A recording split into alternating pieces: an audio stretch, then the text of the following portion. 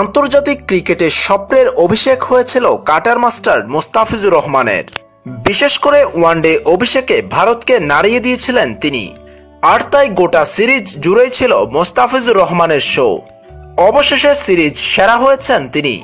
কাটার slower ইয়র্কারের সমন্বয়ে দুর্দান্ত bowling করেন ফিজ। এমনকি প্রথমবারের মতো আইপিএল খেলতে গিয়েও তার বোলিং নজর কেড়েছিল গোটা ক্রিকেট বিশ্বের। তবে তার বোলিংয়ের সেই ধার এখন আর নেই। কাঁধে ইনজুরির পর কেন যেন নিজেকে হারিয়ে ফেলেছেন এই কাটার মাস্টার। মোস্তাফিজ কোনোভাবেই ফিরতে পারছেন না তার পুরনো রূপে। তবে ছন্দ ফিরে পেতে লড়ে যাচ্ছেন তিনি। তার বোলিংয়ে আরও বৈচিত্র্য আনতে হবে, এটি আগেই জানিয়ে দিয়েছিল জাতীয় দলের সাবেক কোচ সারওয়ার ইমরান। চ্যাম্পিয়ন্স ট্রফিতে মোস্তাফিজুর রহমানের স্ট্রাইক বল কাটার দেখতে না পেয়ে হতাশা প্রকাশ করেছেন জাতীয় দলের সাবেক এই কোচ।